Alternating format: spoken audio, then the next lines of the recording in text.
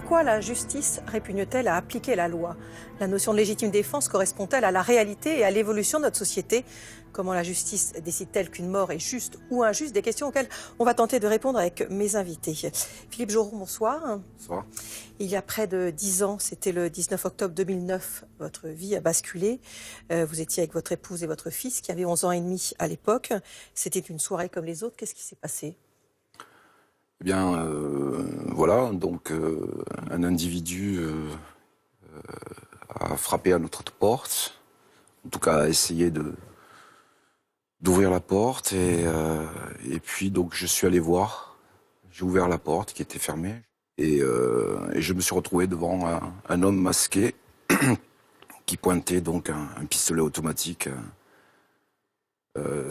sur moi, et qui m'a forcé à rentrer chez moi, à rentrer dans la salle à manger, et qui m'a mis à terre, qui a mis à terre ma femme, et ensuite mon fils, qui nous a couchés au sol. Vous avez cru à quoi? Un cambriolage? Oui, je pensais au départ, on pensait, j'allais dire un simple cambriolage. Et puis, très très vite, il a commencé à insulter ma femme. Et j'avais l'impression qu'il focalisait sur elle. Et là, je me suis dit qu'il se passait autre chose. Qu'il allait peut-être provoquer des violences sur ma femme, et exclusivement sur elle. Et puis en fait non, il a demandé de l'argent, il a demandé où était le coffre. Je lui ai répondu qu'il n'y avait pas d'argent, qu'il n'y avait pas de coffre, mais qu'il pouvait prendre ce qu'il voulait. À ce moment-là, je l'ai tutoyé, je lui ai dit tu peux prendre ce que tu veux. Et là, c'est comme si j'avais brisé en fait cette relation de supériorité ou de hiérarchie qu'il imposait. Et donc il m'a dit t'as pas le droit de me tutoyer. Et puis j'ai commencé à sentir un liquide froid qui tombait sur ma tête, sur mon corps. Et en fait il était en train de nous asperger, ma femme, mon fils et moi, d'essence. Et là on rentre dans un autre monde, hein, puisque j'y voyais plus rien, de l'essence dans les yeux, dans les oreilles. Hein. Et c'est votre femme qui a bougé? Qui a déclenché quelque chose? Alors là, ma femme était à côté de moi, allongée à côté de moi, et puis elle me disait quelque chose, mais j'entendais rien. Et moi, j'étais dans un état de prostration, de sidération. Et moi, j'ai suivi derrière. Elle s'est relevée, il lui a asséné un grand coup de pied dans la figure. Elle est tombée en arrière. Et moi, j'ai sauté sur lui. Je l'ai pris par le dos. Ses vêtements sont venus par-dessus sa tête. J'ai tenu son bras droit, sa main droite qui tenait l'arme. Et dans un mouvement, j'ai fait tomber l'arme au sol. Et je l'ai tiré vers moi, je l'ai fait passer par-dessus moi. Et on est tombé sur mon fils. Et là, je l'ai maîtrisé au sol. Bougeait beaucoup. Votre femme est allée chercher des secours? Ma femme, à ce moment-là, est sortie. Elle a commencé à appeler à l'aide. Je l'entendais crier dans la rue. Mon fils est resté avec moi, mais je le voyais pas, il était derrière moi. Moi, j'étais allongé en perpendiculaire sur l'individu, pour le maintenir au sol. C'est ce que j'ai fait jusqu'à la fin. Là. Je suis resté dans la même position jusqu'à ce que les gendarmes... Combien de temps ils sont arrivés? Pour moi, c'était une éternité. Ouais. Mais je pense qu'entre le moment où il était au sol, où je l'ai mis au sol, et le moment où ils sont arrivés, ça a dû mettre une bonne demi-heure. Et là, qu'est-ce qui s'est passé? Et donc là, j'étais au sol avec lui, il se débattait beaucoup. À un moment donné, il m'a demandé de le lâcher. Il m'a dit, il a prononcé mon nom. Je me suis demandé mais pourquoi il prononce mon nom. Et puis après, il s'arrêtait de bouger. Après, il recommençait. Là, il a failli me basculer définitivement. J'ai entendu mon fils qui était derrière moi qui a dit donc j'ai l'arme, j'ai pris le pistolet, si tu bouges, je tire. Et 11 ans et demi, votre fils. Ouais. Je lui ai dit de poser l'arme et de sortir pour rejoindre sa mère. Et c'est ce qu'il a fait. Entre-temps, je lui avais demandé d'essayer d'appeler la police, de faire le 17. Il essayait aussi d'appeler les voisins, mais il n'a pas réussi par téléphone. Donc il est sorti et je suis resté seul donc, avec l'individu. Et donc quand les gendarmes sont arrivés? Et les gendarmes sont arrivés, tout d'un coup j'ai vu deux hommes, comme je suis myope, j'avais perdu mes lunettes, donc j'ai vu deux silhouettes par la porte-fenêtre qui regardaient vers moi. Et puis après, tout d'un coup, par derrière, donc il y a quelqu'un qui m'a tiré, qui m'a mis les menottes, les mains dans le dos. Et donc je suis resté allongé là aussi, et j'ai expliqué que j'étais le propriétaire de la maison et que j'étais agressé par un individu. Vous avez entendu le gendarme? Comment? Vous avez entendu le gendarme qui parlait de votre agresseur? Oui, et là, à ce moment-là, j'ai entendu une voix qui disait « il est mort ». Et c'est là que j'ai compris que l'agresseur donc était décédé. Garde à vue donc?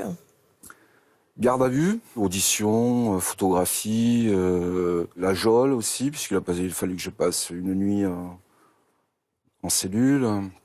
Vous pensiez quoi à ce moment-là, en dehors de cet énorme tsunami, de ce traumatisme total, que tout ça allait s'arranger oui, pour vous rapidement, que de toute façon on allait comprendre la situation? Oui, tout à fait. Je pensais que c'était très simple. Hein. Donc j'avais été agressé. Bon, effectivement, l'agresseur, pour moi, était mort, mais j'étais agressé, donc j'étais victime d'une agression.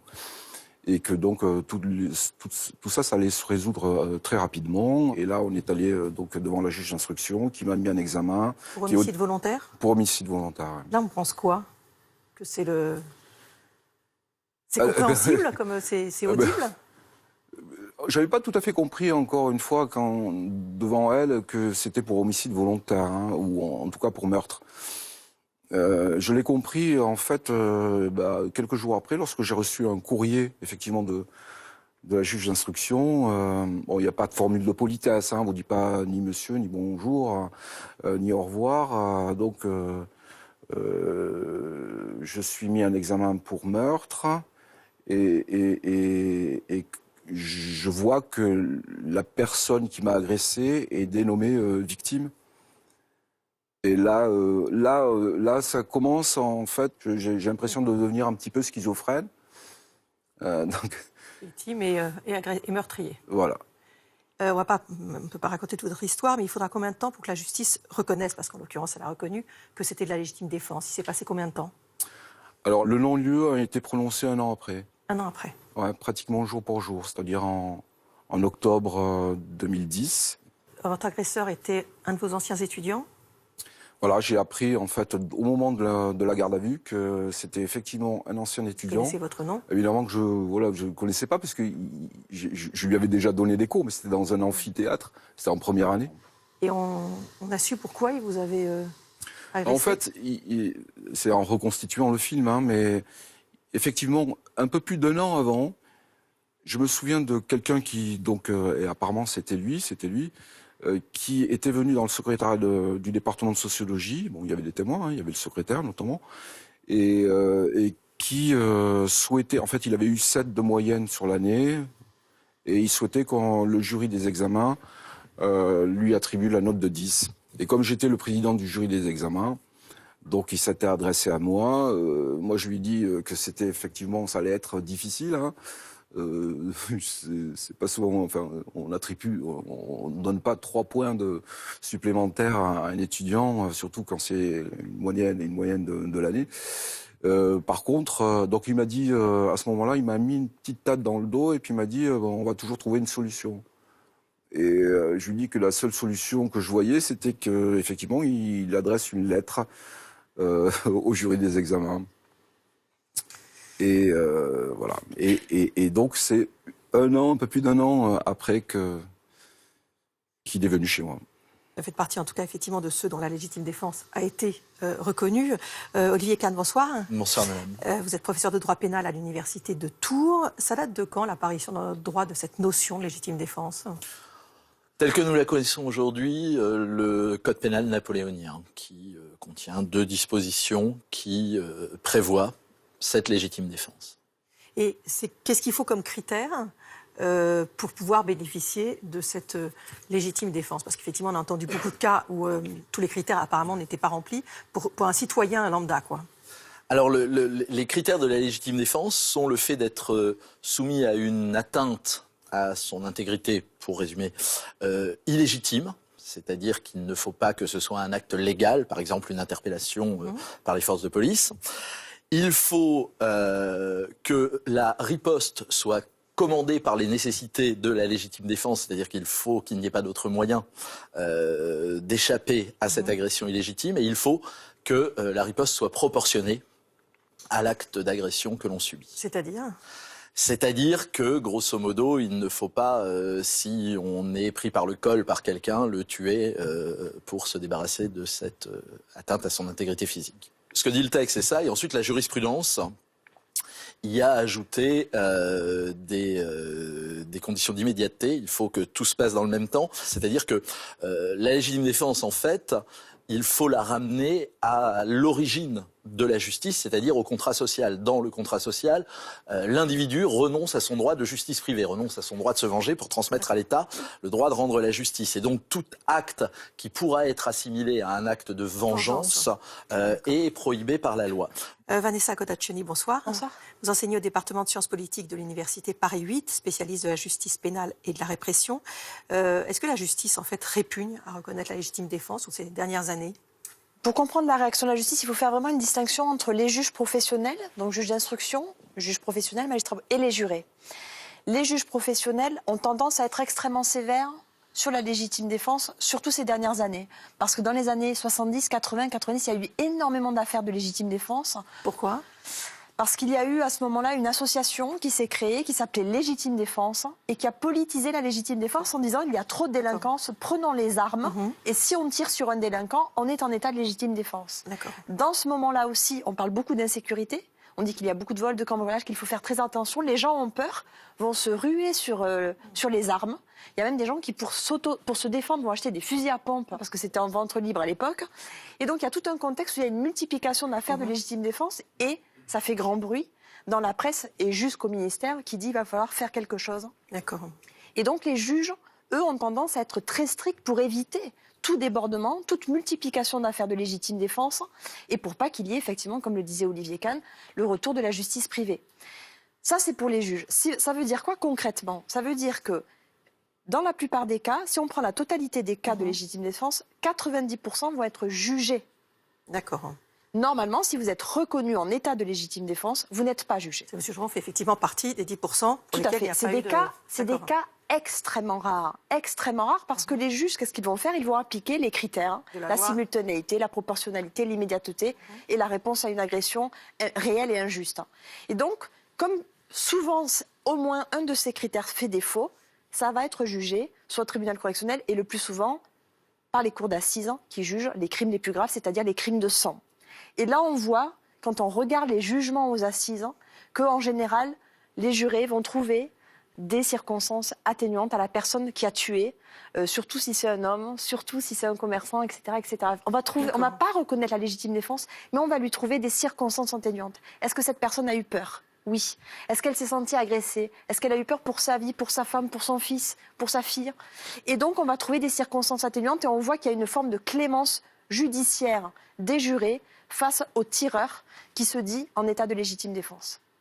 Alors selon les affaires, effectivement, l'émotion populaire est plus ou moins vive, jusqu'à parfois atteindre les plus hautes strates de l'État. Regardez cet extrait du documentaire qui nous rappelle quel était le sentiment populaire quand l'affaire du bijoutier de Nice a été médiatisée à ses débuts.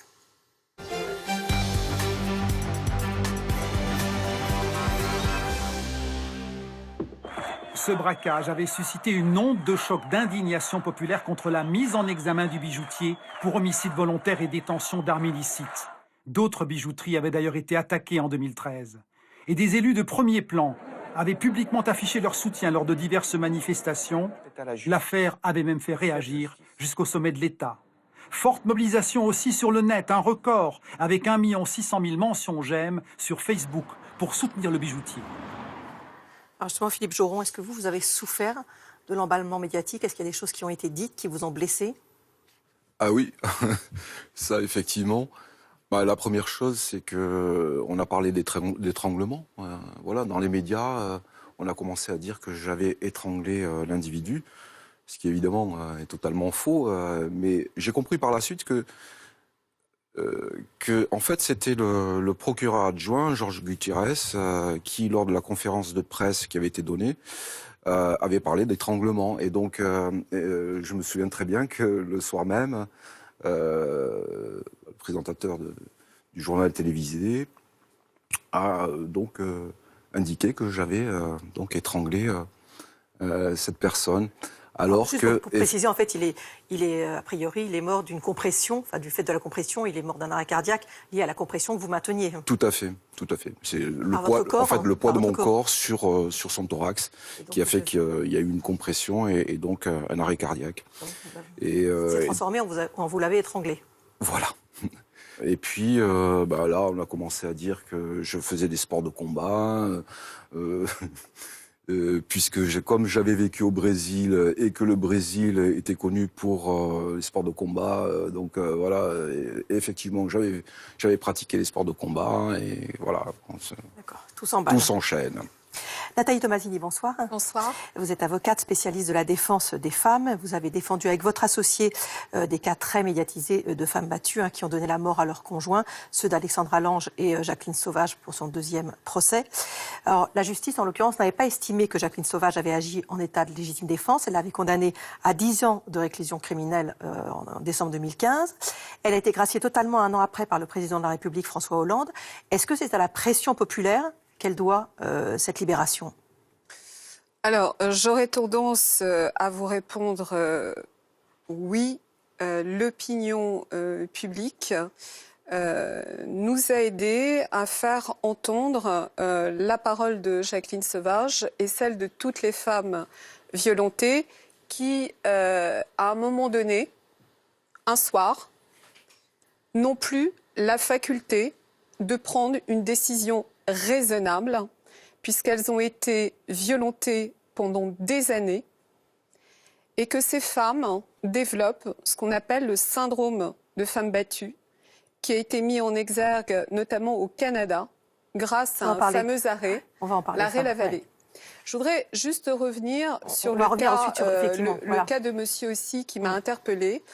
Et je dirais que effectivement, il est assez exceptionnel, peut-être aussi parce que là, nous avons plus qu'une légitime défense, nous avons une présomption de légitime défense.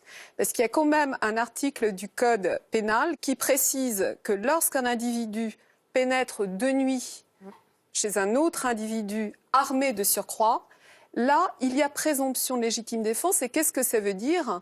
Ce n'est plus à la victime, chez qui on est rentré, de démontrer qu'elle était en état de légitime défense, mais c'est à la société de démontrer que monsieur ne l'était pas en état de légitime défense.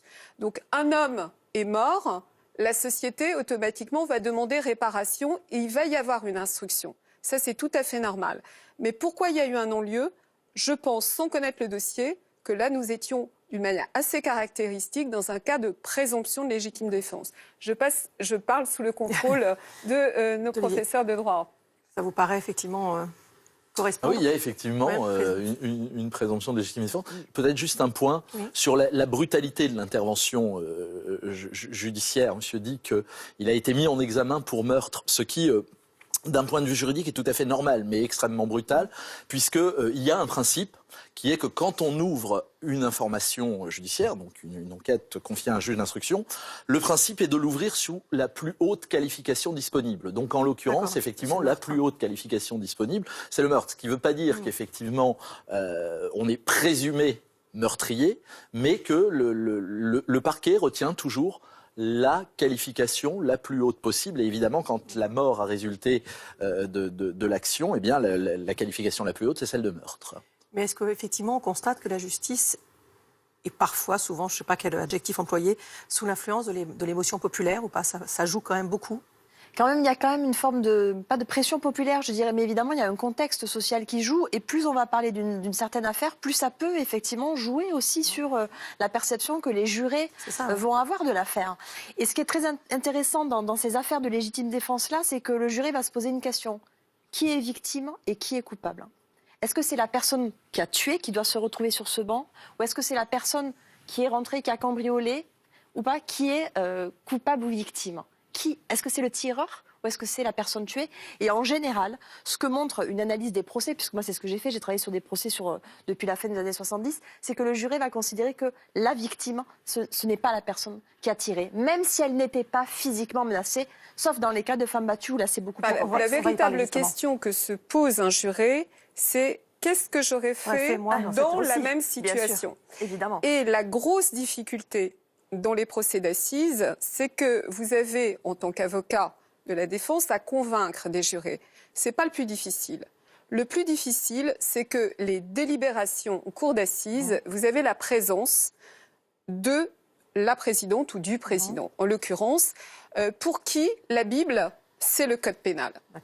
À partir de là, c'est très difficile quand vous avez cette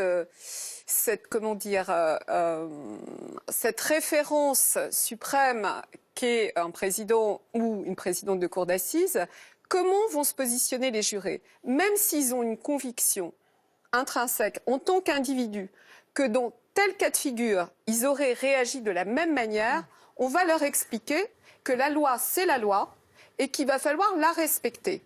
Alors, pour continuer notre débat, je vous propose maintenant de revoir un nouvel extrait du documentaire. Ce sont les propos de l'avocat général qui requiert dans l'affaire de Fathia, cette mère de famille agressée à son domicile par le père de ses enfants. Écoutez. L'insistance, mais elle n'est pas énorme. Si cette personne n'avait pas eu d'autre solution pour se sauver, pour échapper à la mort ou à une blessure grave, que de l'abattre, on aurait dit légitime défense. Mais l'imprécision de ces déclarations nous ont prouvé qu'il y avait d'autres possibilités.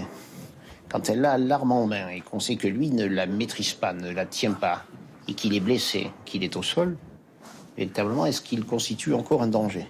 Si vous autorisez les gens à tuer n'importe qui parce qu'ils estiment qu'ils sont légitimes à tuer, on n'est plus dans un état de droit, on n'est plus dans une société. Alors l'argument là qui a conduit à sa condamnation, c'est qu'elle pouvait faire autrement. Est-ce que ça veut dire que du coup, son passé, son vécu de femme battue, tout ça, on en fait abstraction ? C'est tout le problème. Il faut bien comprendre que les femmes qui ont été violentées pendant des années, ce qui est le cas donc de Fathia, n'ont pas, je l'ai dit et je le redis, n'ont pas la même faculté que vous et moi d'avoir une autre réaction raisonnable. C'est-à-dire que pour elles, c'est binaire. Soit elle va mourir, soit ses enfants vont mourir, soit c'est l'autre qui doit mourir.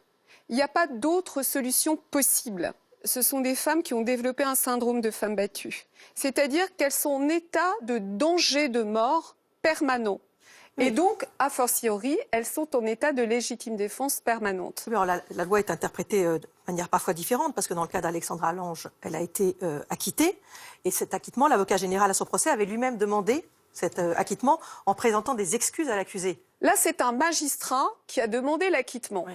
Il a bien compris, parce que c'était un magistrat, en l'occurrence Luc Frémiot, qui était particulièrement sensible aux violences conjugales, qui a compris le contexte et qui a estimé qu'on était bien dans un état de légitime défense. Mais ce qu'on explique, et c'est pour ça que les critères de concomitance et de proportionnalité ne peuvent pas être exigés dans un contexte de violence conjugale. Comment voulez-vous qu'une femme, dans un état de terreur absolue, qui vient d'être agressée, comment voulez-vous qu'elle mesure l'immédiateté et la proportionnalité de son geste? La seule chose qu'elle sait, c'est qu'elle va mourir. Ça veut dire qu'il faut changer la loi pour ces femmes ? Je voudrais rappeler, le code pénal a été modifié en 1994. La légitime défense, auparavant, était définie d'une manière tout autre et sans ces critères. Sans ces critères, ni de concomitance, ni de proportionnalité. Et vous avez une affaire célèbre, qui est l'affaire Ida Bossard, où cette jeune personne a tué alors que son père était dans son sommeil, qui effectivement avait un passé néo-nazi et qui terrorisait la famille entière, qui avait menacé de mort toute sa famille. Elle l'a tué dans son sommeil. Pour autant, elle a été acquittée. On ne lui a pas demandé si son acte était proportionnel. Il dormait, elle était armée. Et on n'a pas du tout parlé également de concomitance, puisqu'il l'avait menacée de mort, elle et ses frères et sœurs, la veille, et elle l'a donc tuée le lendemain. Donc pour vous, il faut enlever ces critères. Absolument. Pour les ce que je veux femmes dire, c'est victimes de qu'il y a violence. une évolution. Il faut arrêter de dire, aujourd'hui, la loi, c'est la loi. La légitime défense, elle est définie de telle manière. Pourquoi aujourd'hui ne pas essayer de regarder de l'autre côté, justement, nos amis anglo-saxons et notamment le Canada, qui ont eu exactement le même type de réflexion que nous demandons aujourd'hui. C'est-à-dire qu'il y a eu une jurisprudence, l'affaire Lavallée, qui a mis en exergue le syndrome de femme battue dont j'ai précédemment parlé, c'est-à-dire qu'un expert spécialisé a expliqué que ce qui se passait dans le cerveau des femmes qui ont été violentées pendant des années, ce n'est pas une petite violence, une gifle, etc. C'est des femmes battues depuis de longues années qui sont dans un état psychologique post-traumatique qui fait qu'elles n'ont plus, justement, cette faculté de raisonner, de dire « je vais aller déposer plainte, je vais faire ceci ». Non, elles réagissent, elles ont un cerveau. D'ailleurs, maintenant, il y a des imageries médicales qui démontrent qu'elles ont un cerveau avec des zones obscures qui ne sont pas les mêmes que les nôtres. Et donc la loi canadienne prévoit qu'il y a en fait un expert qui analyse le contexte. L'expert analyse la personnalité. Justement la personnalité de ces femmes et conclut à l'existence d'un syndrome de femme battue. À partir de là, le contexte fait qu'on n'a pas à appliquer les critères de concomitance et de proportionnalité. Ce que je veux dire, et c'est très important, c'est que cet arrêt remonte donc à 1990. Ce n'est qu'en 2012 que précisément les Canadiens ont modifié leur code pénal, article 34 du Code criminel canadien, où précisément ils ont revu la définition de la légitime défense, qui était identique à la nôtre précédemment. Et c'est ce que nous proposons aujourd'hui en France, une réflexion et une redéfinition de la légitime défense. Olivier Kahn, est-ce qu'il faut effectivement prévoir des dispositions particulières pour les femmes victimes de violences ? On peut prévoir. Est-ce qu'il faut les prévoir ? Ça, je pense que c'est un autre débat. Mais on peut les prévoir. Simplement, non, mais est-ce qu'il faut les prévoir ? Je pense que ce ne pourra pas être sur le fondement de la légitime défense. C'est-à-dire, effectivement, il y a eu une réforme en 1994 et cette réforme a quelque peu rationalisé ce qu'on appelle les causes d'exonération de la responsabilité pénale, distinguant beaucoup mieux qu'on ne le faisait auparavant deux types de causes d'exonération de la responsabilité pénale. Les causes objectives, celles qui sont attachées aux circonstances, et les causes subjectives, celles qui sont attachées à la personne et à son état d'esprit. La légitime défense est une cause objective, c'est-à-dire que au moment où l'agression est illicite et subie, la personne va pouvoir, si elle ne peut pas être protégée par un agent de la force publique, pour résumer, va pouvoir développer une réponse qui peut aller jusqu'à la mort si celle-ci est proportionnée. Bien.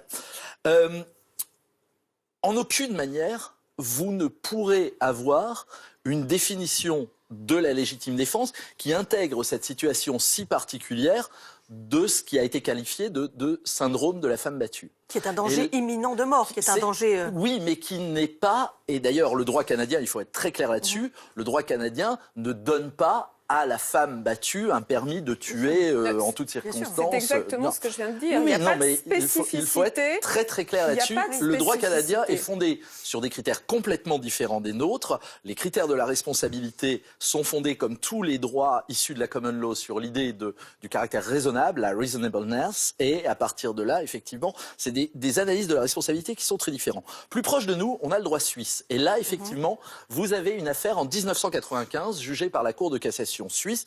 C'était une affaire d'une femme kosovare dont le mari la battait régulièrement et un soir il rentre avec une arme en lui disant qu'il va la tuer le lendemain.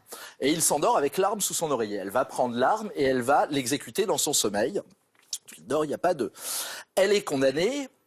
Et ça finit devant la Cour de cassation. Et la Cour de cassation va avoir un raisonnement qui me semble intéressant dans le contexte. La Cour de cassation va dire, de toute façon, ça n'est pas de la légitime défense. On ne peut pas caractériser la légitime défense, et ce d'autant, j'y reviendrai après, que il n'y a pas que le droit national, il y a le droit international et la Convention européenne des droits de l'homme qui interdirait, voilà, la Convention européenne des droits de l'homme, l'interprétation qui en est faite par la Cour européenne des droits de l'homme de son article 2, exige une stricte proportionnalité et une absolue nécessité. Donc on ne pourrait pas caractériser sur un individu qui dort la stricte nécessité et l'absolue proportionnalité ou l'inverse.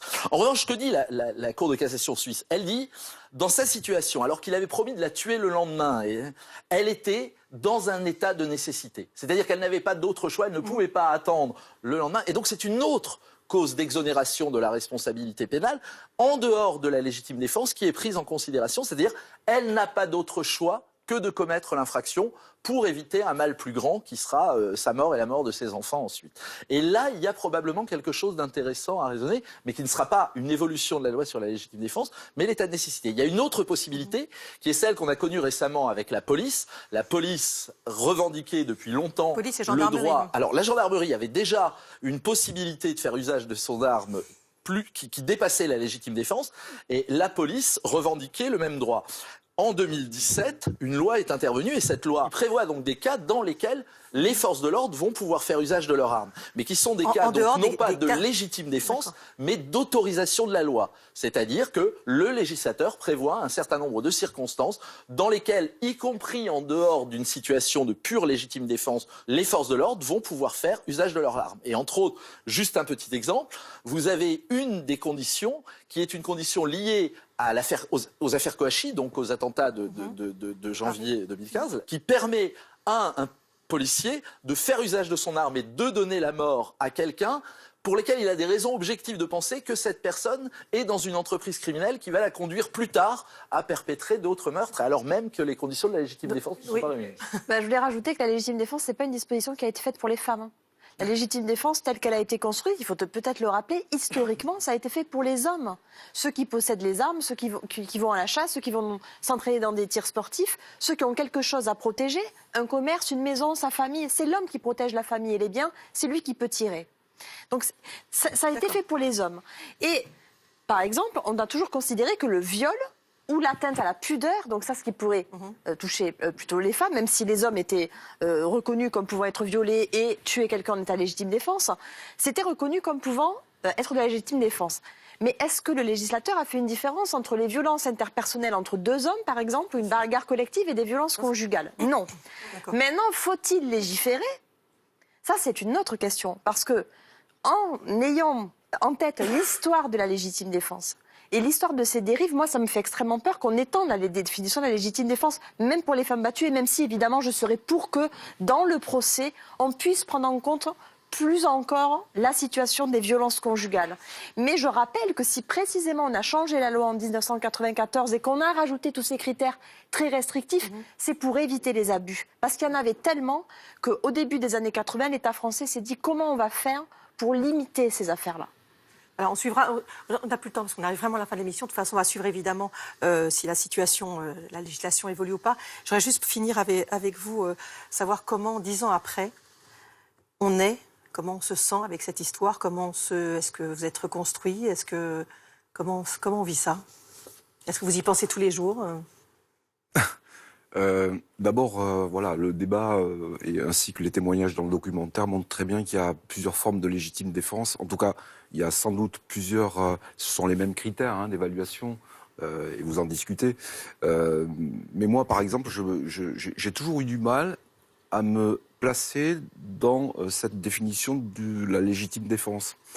Parce que derrière la légitime défense, il y a certainement l'idée que d'une légitimation d'une mise à mort. En tout cas, dans la tête de beaucoup de personnes, c'est un petit peu comme ça. Or, moi, j'ai jamais voulu, j'ai jamais pensé ni voulu donner la mort. Heureusement, avec mon épouse et mon fils, voilà, on a été toujours très très soudés. Il y a eu un suivi quand même, psychiatrique, Tous les en tout trois cas avec un psychiatre, médicamenteux aussi, en tout cas pour moi, en l'occurrence, pendant quelques mois. Un suivi donc avec mon fils, avec un psychologue pour enfants, pour ma femme également. Et puis, voilà, c'est un épisode de ma vie. Vous me demandez si j'y pense tous les jours. Parfois j'ai l'impression de ne pas y penser, mais quand j'y pense, je me pose justement la question. Souvent, je me pose la question, je me dis, tiens, aujourd'hui tu n'y as pas pensé, mais le fait de me dire ça, j'y pense. Merci beaucoup en tout cas, merci à tous les quatre d'être venus à ce débat. 2 livres pour approfondir cette question, le livre donc de Jacqueline Sauvage. Je voulais juste que ça s'arrête, c'était Lui ou Nous, c'est paru chez Fayard. Et puis votre livre, Vanessa Codaccioni, La légitime défense, homicide sécuritaire, crimes racistes et violences policières, c'est aux éditions du CNRS. Voilà, évidemment, vous pourrez revoir le documentaire Légitime défense, défense légitime, ainsi que notre débat sur le site de France 5. Passez une très bonne fin de soirée et je vous donne rendez-vous mardi prochain pour une nouvelle émission du Monde en face. Bonsoir.